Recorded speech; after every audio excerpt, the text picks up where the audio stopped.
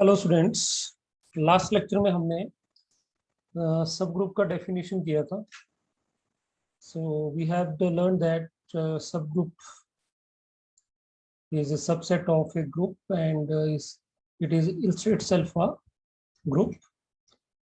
और इसमें एक इम्पॉर्टेंट चीज है कि सब ग्रुप में जो आइडेंटिटी एलिमेंट जो ग्रुप जी का होता है, ठीक है, वही आइडेंटिटी एलिमेंट जो होगा वो एच का होगा. ठीक, H is we consider A subset of G. And one more thing कि अगर ए अगर एच को बिलोंग कर रहा है तो डेफिनेटली ए इनवर्स भी एच को बिलोंग करेगा. ठीक, सो मेन इज दैट कि जो आइडेंटिटी एलिमेंट जी का होगा वही एच का होगा. ठीक, क्योंकि जो बाइनरी ऑपरेशन जी का होगा वही बाइनरी कंपोजिशन या बाइनरी ऑपरेशन एच का कंसीडर करेंगे. So for proving a non-empty subset H of a group G is a subgroup, we have this theorem. We just need to prove that कि अगर ये H जो है अगर ये G का सब ग्रुप तभी होगा अगर हम दो एलिमेंट H से लेते हैं, any two elements, तो this product A into P inverse भी H में होना चाहिए, तो ये सब ग्रुप हो जाएगा. अदर थिंग इज दैट इस चीज को अगर हम इस तरह से भी इंटरप्रेट कर सकते हैं कि H जो होगा वो G का सब ग्रुप तभी होगा अगर A इंटू बी H में होगा जब A और B अगर दो एलिमेंट हम H से लेते हैं, तो it mean that is a closure. ठीक, तो क्लोजर हो गया ये. एंड अगर कोई भी एलिमेंट H में तो उसका इनवर्स भी होना चाहिए, तो इनवर्स इट मीन दैट अगर इन दोनों रिजल्ट्स को देखें तो एक क्लोजर होल्ड करनी चाहिए और एक इनवर्स होल्ड करनी चाहिए. तो अगर इस दोनों को देखें तो यहाँ पे इनवर्स भी है और क्लोजर भी है. Okay, so these are the same thing in two theorems. तो जो भी हमें जब भी हम किसी क्वेश्चंस को सॉल्व करेंगे, जो भी हमें रिजल्ट इजीली प्रूव करने को लगेगा वो वी कैन यूज इट. तो सबसे पहले इसका प्रूफ करते हैं. देखिए, सो प्रूफ. ओके, तो सबसे पहले हम गिवन ले लेते हैं. गिवन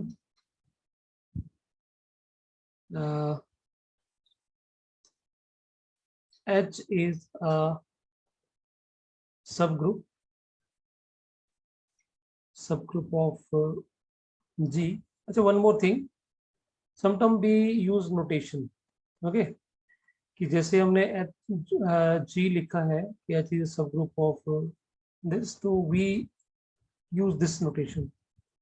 Okay, लेस देन का साइन लगाते हैं and we read it as H is a subgroup of G. सो इस नोटेशन को भी हम आगे वाले रिजल्ट्स में यूज करेंगे. सो that is, you can say H is subgroup of G, and we have to prove A into V inverse belongs to H for all A comma V belongs to H.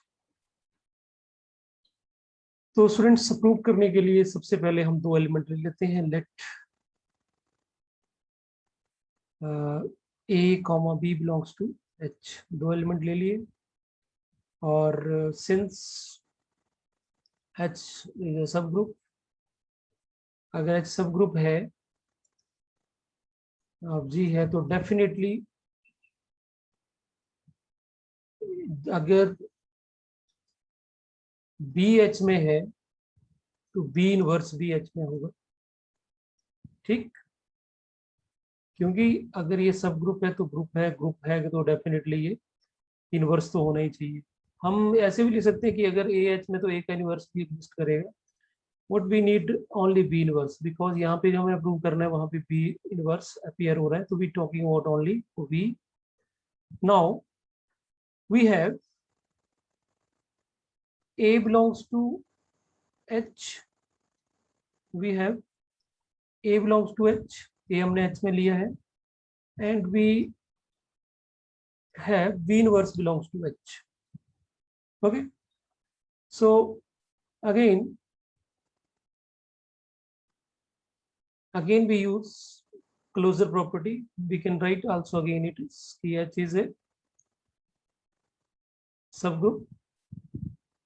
अगर सब group है तो definitely in दो elements का product भी H में होना चाहिए. So that implies A into B inverse belongs to H because of closure property. So I think this is you have to prove. So very simple result you can see. और इसी तरह से अगर हमने different के लिए prove करना होता, सेकंड पार्ट प्रूव करना होता, ये वाला पार्ट प्रूव करना होता, तो डेफिनेटली हम पी इनवर्स की बात नहीं करते, ए इनवर्स की बात करते. दो एलिमेंट लेते तो क्लोजर लगाते तो डायरेक्टली इट कैन बी. मैं यहाँ पे इसको मेंशन कर ही देता हूँ. अगर हमने सेकंड वाला पार्ट करना होता तो first part we have to prove कि A into B belongs to H for all A comma B belongs to H, and second part is A inverse belongs to H for all A belongs to H. तो definitely दो element हम H में लेते, A comma B belongs to H, so definitely A into B belongs to H because of closure. ठीक. And since we can write A belongs to H, there implies A inverse also belongs to H because H is a subgroup. So very simple, it's no problem at all. Now the converse part. The converse part is something tricky one है ना. इसको देखते हैं हम. तो इसमें हमें given हो जाएगा, given A into B inverse belongs to H, and for all A comma B belongs to H, and to prove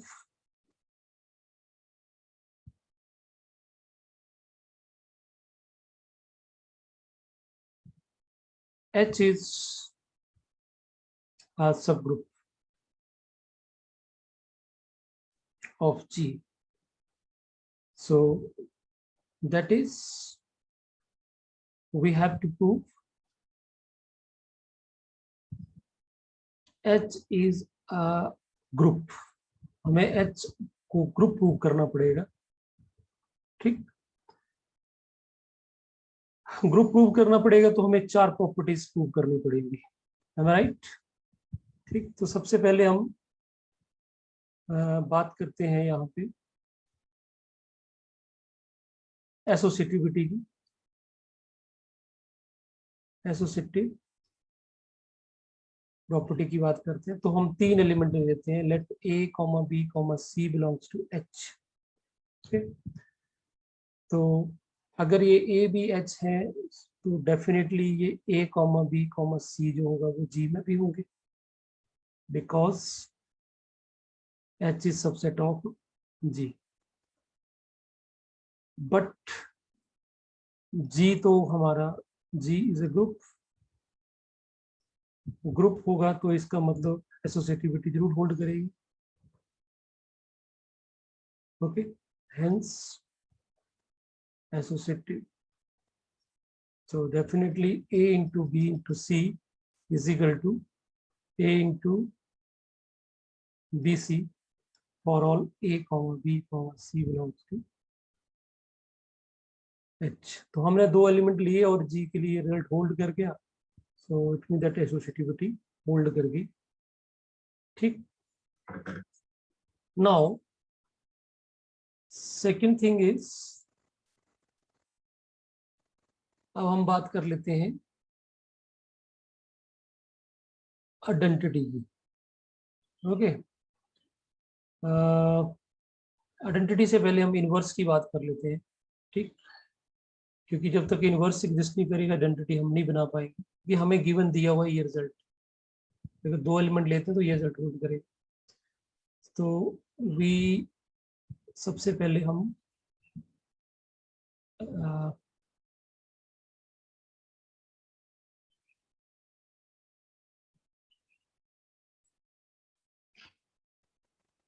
तो सबसे पहले हम आइडेंटिटी का करेंगे यहाँ पे।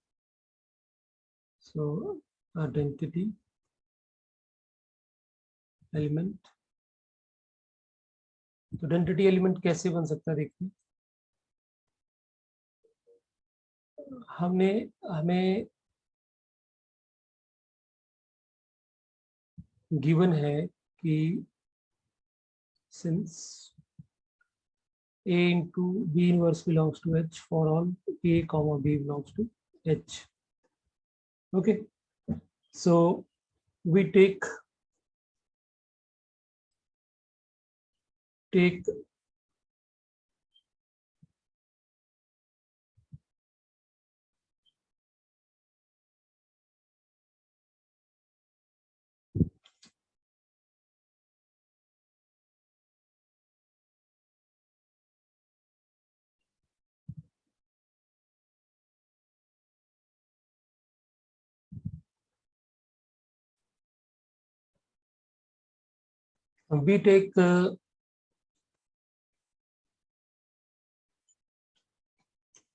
हम यहाँ पे V को हम A ले लेते हैं, ठीक है। we take V is equal to A because this result is hold for all A, B, C, so we can take B and A equal. So what we get A into A inverse belongs to H, that is A into A inverse is E. So it means that identity element belongs to H. So this is existence of identity हो गया. Now third part is inverse. So again we हम use करेंगे given को, तो A into V inverse belongs to H for all A comma B belongs to H. Now students, हमारे पास देखो identity आ चुकी है. It mean that now we can take A और बी, सो किसी को भी हम आइडेंटिटी एलिमेंट ले सकते हैं. तो इट मीन्स दैट अगर if we take A is equal to E, then what we get? Then we get V inverse belongs to H for all B belongs to H. What this mean? To that existence of inverse. तो यहाँ पे inverse भी exist कर गया, ठीक. Now the fourth part is, जब inverse निकल गया तो अब लास्ट प्रॉपर्टी बचती है क्लोजर की. ओके, तो again we writing given A into B inverse belongs to H for all A comma B belongs to H. Got it? So अगर हम यहाँ पे मान लो कि X जो है, यहाँ पे हम A को मान लेते हैं कि X है और B को मैंने मान लिया Y इनवर्स, ठीक. तो what this mean? It means that ये दो एलिमेंट अगर हम H में से लेते हैं, अगर ये दोनों एलिमेंट H में से हैं, तो बिकॉज ऑफ गिवन क्या बनेगा? X मतलब A इंटू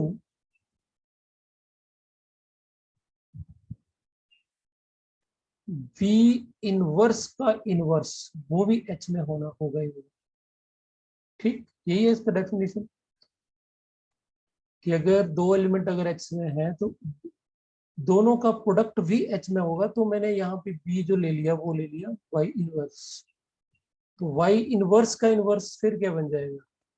Y बन जाएगा. सो इट मीन्स दैट कि अगर हमने दो एलिमेंट H से लिए ओके, अगर हमने x और y नहीं यूज करना है तो one more way you can say, you see, हम यहाँ पे इसको ऐसे लिख सकते हैं कि x और y तो है ही है ना, so we can write since also v inverse belongs to h for all b belongs to h, ठीक, by third part. Got it? So what we have a belongs to h and v inverse belongs to h. So y given a into b inverse का inverse is also belongs to h. Okay, so it means that a into v inverse का inverse v बन जाएगा, that belongs to h. So we get a comma b belongs for all a comma b belongs to h के लिए a b भी इसके अंदर है. It means that hence closure. So this is closure. So only हमने पूरी की पूरी 4 प्रॉपर्टीज प्रूव कर दी. So associativity, identity, inverse, closure. So I hope you understand this. So hence H is a subgroup of G.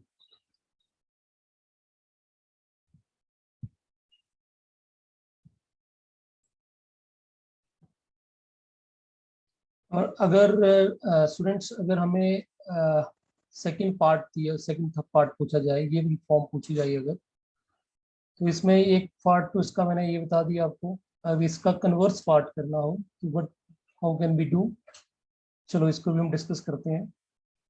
तो इसके लिए हमें,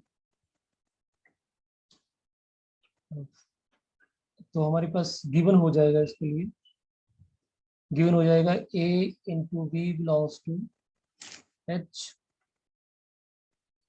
for all a comma b belongs to h, and number 2 a belongs to a inverse belongs to h for all ये चीज, ठीक. और to proof हमें करना पड़ेगा फिर h is a subgroup, that is group prove करना पड़ेगा. तो ग्रुप प्रूव करने के लिए closure already exist by given, closure पहले से दिया मैं. सेकंड प्रॉपर्टी इनवर्स, इनवर्स भी दिया है by given, and now the third part, that is identity you can say. So identity prove करने के लिए हमें simple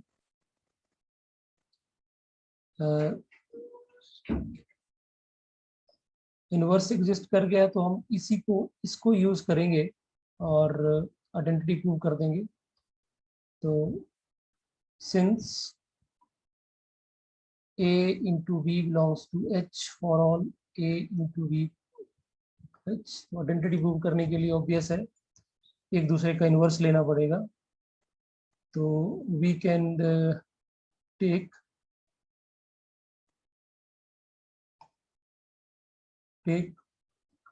b is equal to a inverse. Okay, अभी तक आई थिंक इसमें कोई प्रॉब्लम नहीं होना चाहिए कि v को हम कुछ भी ले सकते हैं, because this result is hold for every value और एवरी एलिमेंट ऑफ h. तो b को मैं a इनवर्स ले सकता हूँ. सो जैसे इसको लेंगे तो what we get a into a inverse belongs to h, that implies e belongs to h. So existence of identity. So identity element इस तरह से हो जाएगा. नाउ एसोसिएटिविटी, तो एसोसिएटिविटी तो एज इट इज होगी जैसे हमने पहले ही करा. तो let A B C, 3 element H में ले लेंगे. ठीक, और डेफिनेटली ये तीनों एलिमेंट जो होंगे वो जी में भी प्रेजेंट होंगे, और जी में प्रेजेंट होंगे तो ये एसोसिएटिविटी होल्ड करेगी since G is a group. ठीक, so A into B into C is equal to A into BC for all A, B, C belongs to H. तो hence associativity, तो ये associativity हो गई। ठीक, आइडेंटिटी हो गया, क्लोजर हो गया, hence H is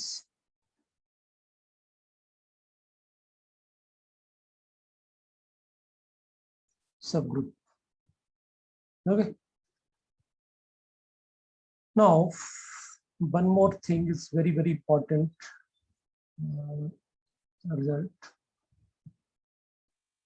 that is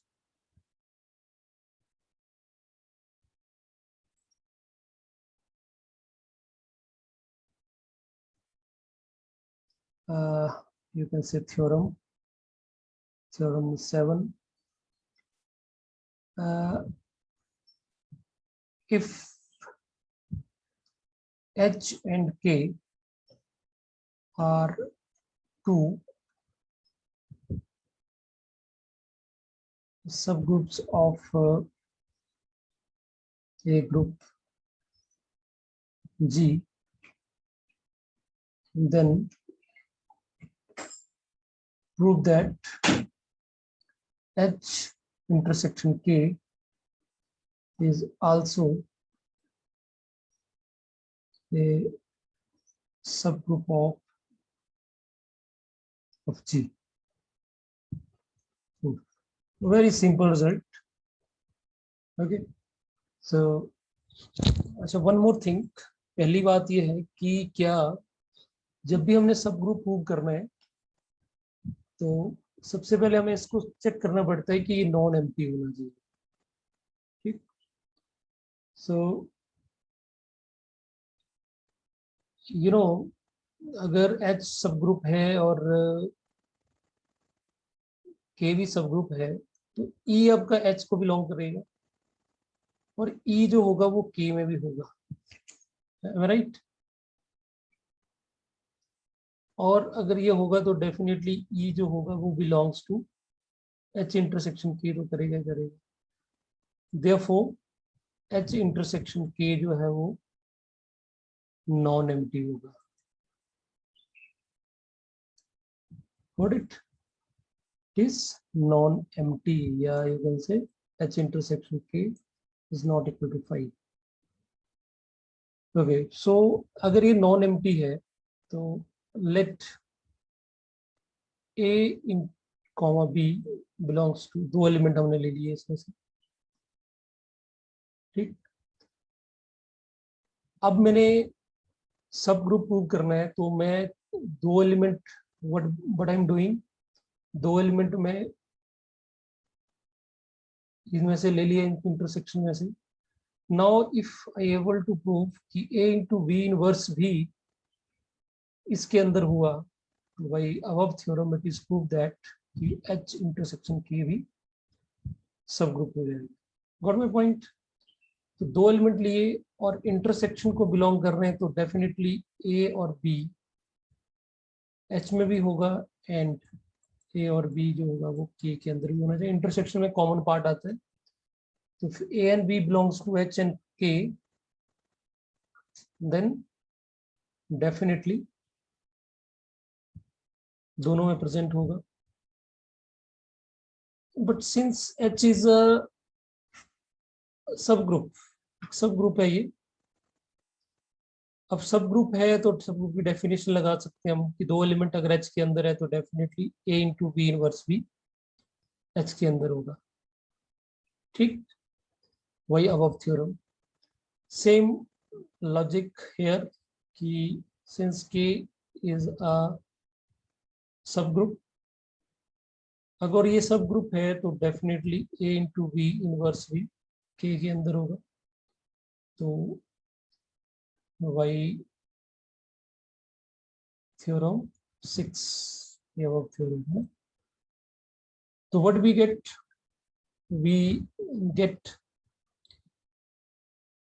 A into V inverse belongs to H and A into V inverse belongs to K. So that means A into V inverse belongs to H intersection K. So by above theorem, H intersection K is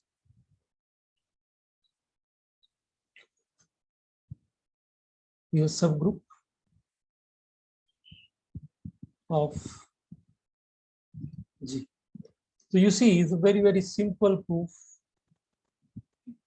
And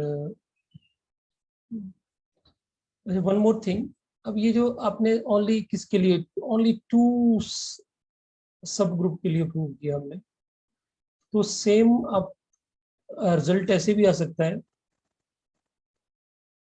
कि if H1, H2, H3 V a arbitrary V and arbitrary class of subgroups of subgroups of group G, then prove that intersection of HI is also a subgroup of G. Subgroup of G. तो same proof होगा, nothing complicated, very simple, same logic. Since E belongs to each HI, ठीक, so definitely intersection of HI is not equal to empty. So हम 2 element ले लेंगे. So A in comma B belongs to, 2 element हमने intersection में से ले ली. और अगर ये इंटरसेक्शन में है, so A comma B belongs to for all I, सभी I के लिए बिलोंग करेगा. But since each H subgroup of G, और अगर ये सबग्रुप ऑफ G है H1, H2, H सारे, so definitely there implies A into B inverse belongs to HI for all I. और अगर ये सभी HI में है तो डेफिनेटली A इनवर्स जो होगा वो सभी एलिमेंट्स में है, तो इनवर्स में इंटरसेक्शन को बिलोंग करेगा. तो सेम लॉजिक, हमने 2 एलिमेंट यहाँ पे लिए इस इंटरसेक्शन में, and we prove that this is belongs to this intersection. So hence we can say okay, arbitrary intersection, hence arbitrary intersection of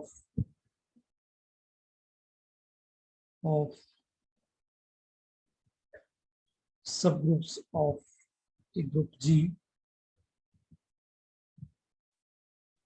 is also a subgroup of G. Okay, so this is very simple result, and this may be asked in the examinations. Okay, so, next theorem, and this theorem is about union. Okay, so students हमने ये discuss करा कि अगर दो, ये हमारा G है और ये हमारा H है और ये हमारा K है, सब ग्रुप्स हैं, तो ऐसा कभी नहीं होगा कि दोनों के इंटरसेक्शन अलग अलग तो हो ही नहीं सकते ये कभी, क्योंकि दोनों में कॉमन आइडेंटिटी एलिमेंट तो डेफिनेटली होगा ही। तो what we have prove that कि ये तो सब ग्रुप था, ये भी सब ग्रुप था, तो ये जो इंटरसेक्शन पार्ट आया, ये इंटरसेक्शन पार्ट था, ये भी हमने प्रूव कर दिया कि ये भी आपका सब ग्रुप है। नाउ द क्वेश्चन इज, क्या ये सेम जो पॉसिबिलिटी है, सेम हम लॉजिक हम डिस्कस करें कि हमारे पास इस तरह की सिचुएशन है, तो क्या इन दोनों का जो ये यूनियन है, इन दोनों का जो यूनियन होगा ये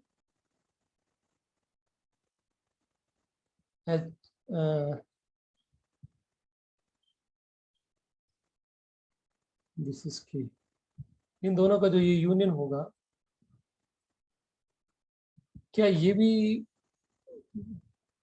ग्रुप होगा, सब ग्रुप होगा कि नहीं होगा? This is the question. तो फ्रेंड्स, इस थ्योरम को हम नेक्स्ट लेक्चर में करेंगे। एंड मैं थोड़ा सा आपको बता देता हूँ कि अगर H और K और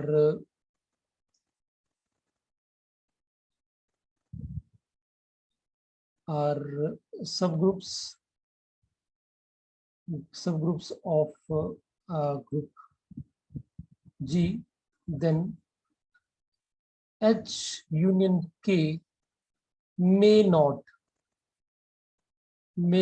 be a subgroup of G. Okay, so in the next theorem we will discuss in what condition they will be union of a subgroups will be a subgroup. So that's all for today's lecture. Thank you.